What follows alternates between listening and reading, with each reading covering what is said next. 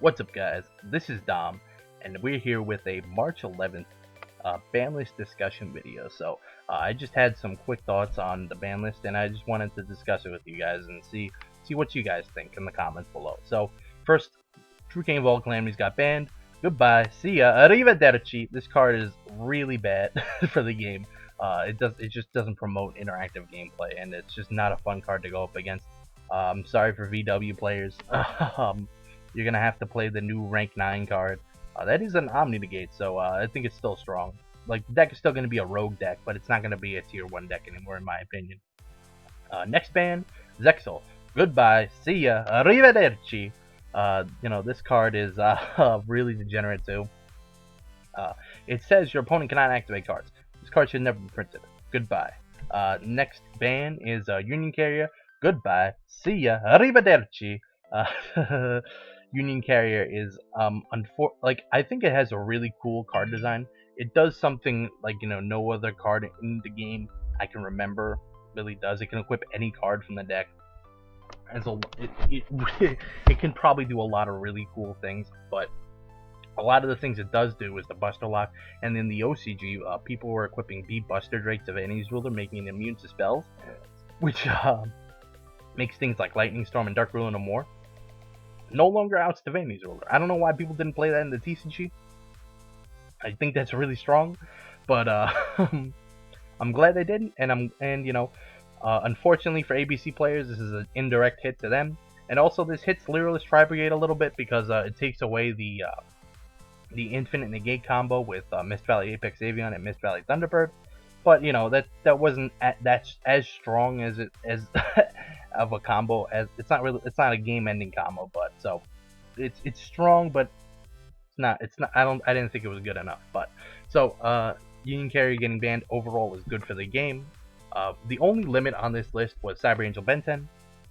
This is the best possible hit they could have done to Drytron without killing the deck. If they outright banned Ben 10, the deck would have been pretty much unplayable. Because that deck would be like I don't know how that deck would survive. Maybe there would be a way, but I don't think so. But Ben 10 being limited to 1, I think balances out. If there's more ways, you can play DD Crow and get rid of the 1 Ben 10 if you want to. There's more ways for Drytron not for the Drytron deck to not be tier 0. So I think Drytron is still probably the best deck in the format, but it's definitely put in check and gives other decks a chance to compete, which is nice. And overall, the smaller hits on this list I think is really good overall, because I think the format was actually pretty fun, and there's a lot of decks you can play. So I definitely think this was a good ban list for the game, and there's no new deck that's gonna be just insane, because all of the new archetypes Konami's been printing recently have been pretty bad. So, and it looks like in the future there's gonna be some really bad archetypes coming out. So for the unlimited Destruction Sword doesn't matter because Union Carrier got banned, so this card is no longer a problem. Same thing with the Rank Up Magic. Zexal's banned, so this rank up card is no longer a problem. It's not going to do anything at all. True King's Return. This card did nothing at 2. It's going to do nothing at 3. Masterpiece is still banned. Dragonic Diagram still limited. Not going to do anything. Ignister. This card probably not going to do anything. There's a very, very tiny chance this card does something. It's very unlikely with Electromite still banned. Pendulum, I don't think is strong enough without Electromite. They might be a solid rogue deck here and there, but overall they're probably not gonna play the Draco Slayer engine, especially with Face Off at 1. So there's really no reason to play this, and they can't abuse Plush Fire with this card either. So there's really not much to say about this card. Duloran, I think is errated. It's not gonna do anything. Hopefully, but this card, definitely does some wonky stuff. But you're not gonna know. It's one of those things until somebody comes up with it and does some stupid combo. I think this card's gonna be fine at 3. Rusty Bardish. I think Phantom Knight players are going to play probably 2 of this card, maybe 3. I don't think they're gonna play 3, probably 2, because this card is just so powerful. But I think they definitely balanced it by not allowing it to be used as link material and its effect being a hard once per turn. So I don't think it's going to be a problem at 3, but I think it does boost Phantomite a little bit to be a contender as a solid like tier 1 deck or a tier 2 deck, like, you know, depending on what you think of the meta. But I think this card, Phantom Imps are going to be pretty strong.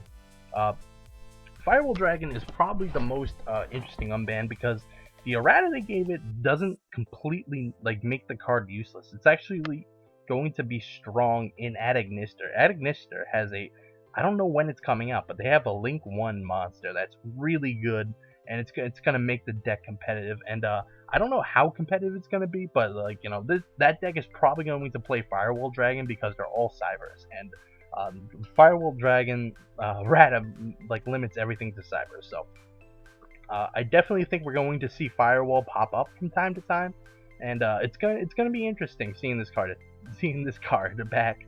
And you know, I was never a fan of how degenerate this card was because this card is just insane.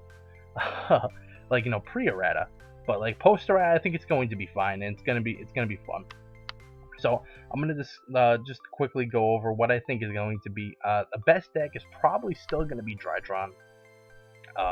The one Ben 10 does hurt, but I still think there's so many ways to access Ben 10, and it also doesn't use their normal summon, so they can play cards like Denko Sekka for the Eldritch matchup, which I think would be a lot. I don't know why they don't side Denko Sekka now, because they don't use their normal summon.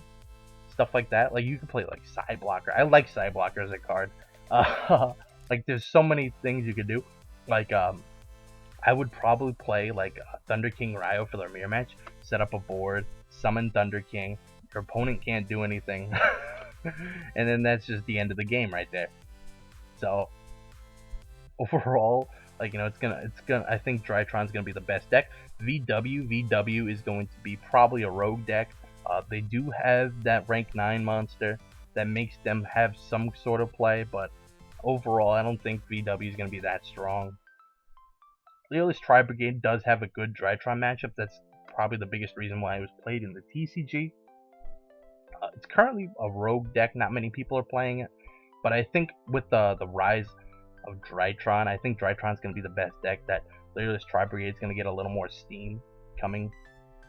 And the deck didn't get hit like at all, so the Tri-Brigades are going to be really strong. And some more, like, you know, having a Vanny, some more summoning out a barrier statue is still strong as well. You know, Eldritch is going to be like, you know, a good deck, but Eldritch is more notorious for having a bad Drytron matchup. So I don't know how many people are going to be willing to play Eldritch because of, like, you know, the Drytron matchup not being the best, but I still think Eldritch is going to get C-tops here and there because it's a really strong deck, and they didn't get hit.